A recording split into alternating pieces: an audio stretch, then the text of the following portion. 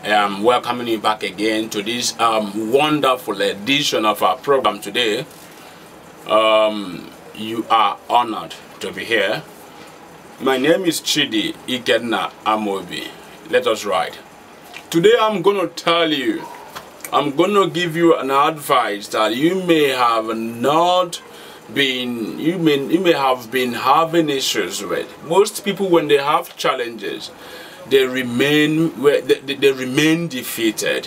When they have problems, they remain they remain in that state and continue to live in that state of challenges till they die.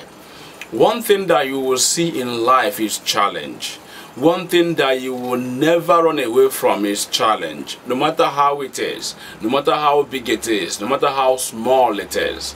But this minute I'm going to tell you that anytime you have this challenge, I don't know how it is, I don't know what it could be. It could be from your home, it could be from your husband, it could be financially, it could be in your neighborhood, it could be anything.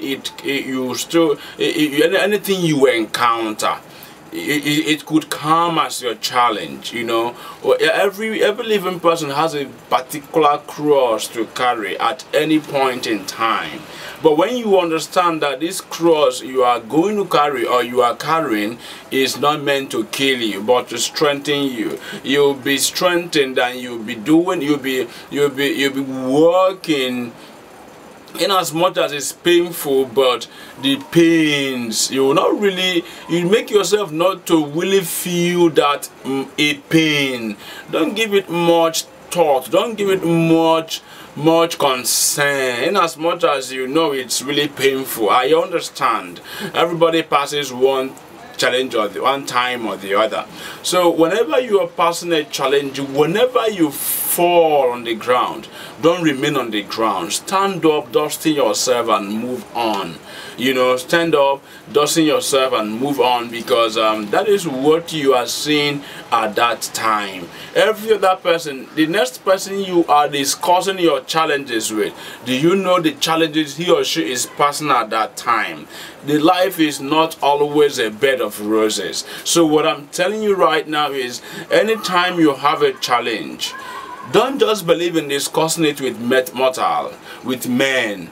Discuss it with God. Kneel down, talk to God, give him a seat, you and him, just let us discuss. You tell him, look at this, look at that, and God will listen to you. Because look at what happened to Job. Satan came to Jesus and came to God and said, look at your servant. He's worshiping you because you've given him everything. So God said, God told him, tempt him but don't take his life. So sometimes God may permit a particular temptation for you. God may permit a particular challenges for you because he wants to take you to the next level. God may want you to go through the hard way.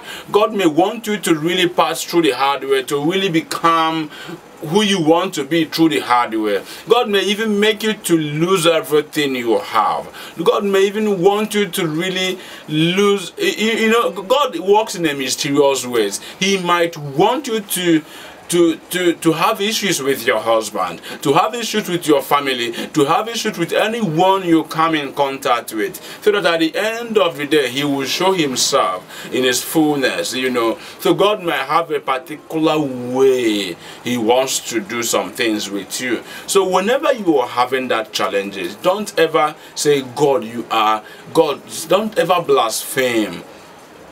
Don't call God the wrong names. Don't look at him as if he's not there for you. Don't look at him as if he's no longer your savior. Don't look at him as if he has forgotten you and your family. No, he is still remembering you. He is still planning a better way for you. He is still planning a better place for you.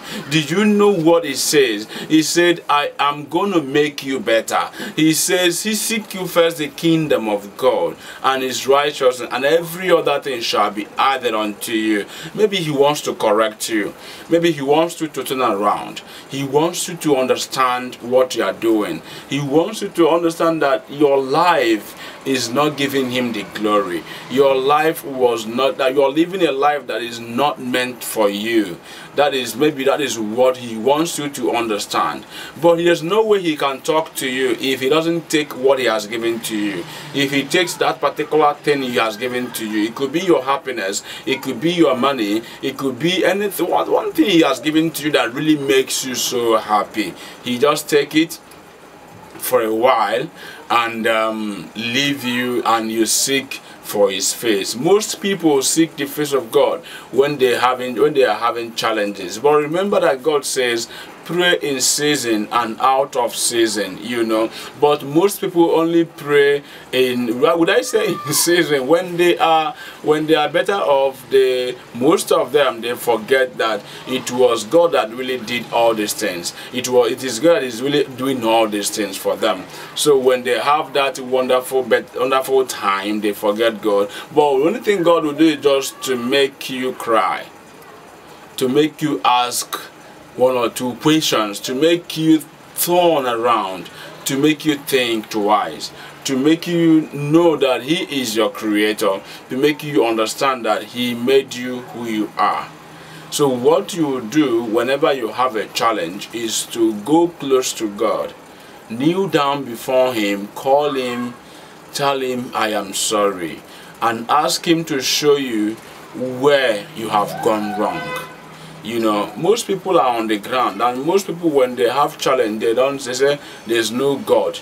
God doesn't save. God is not longer saving at all. No, God is still serving. He said he is the same yesterday, the same today, and the same forever.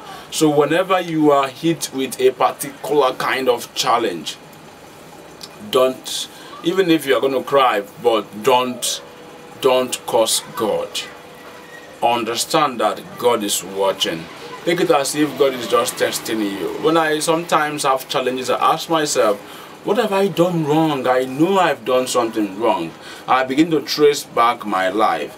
Because I am not afraid of whatever charm or whatever evil from the neighborhood, because I know the God I serve. So if you know the God you're serving, the neighborhood, whatever charm they are planting, whatever evil they are planting against you or your family, will never come to you unless you have another God. It says, do not have another God. I am a jealous God. When your God says, do not have another God, only maintain him. Then in times of challenges, remind him his words. You told me not to have another God. You told me not to look for help in the east or in the west, or in the sun or in the moon, but it's only from you. So right now, assist and help me. And he must come to your rescue. He must come to your rescue, because he cannot create you to kill you unless you don't understand that he is your creator. So right now I'm telling you, anytime you're struck with challenges, remember that you have a Messiah. Don't talk to men, talk to God. God is the only answer. With God, all things are possible. Don't believe in mortals, no matter who the person is, no matter the rank of the person in the Lord's vineyard. Believe only in the Lord, and he will make ways for you in the wilderness. Your prophet can tell you something. If your prophet says something and you believe him and believe in the Lord, and his ways will be accomplished in your life, and you'll be happy because you have the only true God. Yes. Thank you for listening to me, and I believe you are motivated. I believe what I said has really motivated you one way or the other. I don't know how you're feeling right now, but if what I said is really has made you okay, leave your comment below, and subscribe to our channel, and I am going to be here to respond to your comment as soon as possible. thank you very much for listening to me. And my name is Chidi Ikenna Amobi. Bye, and have a wonderful day. See you 2 days time.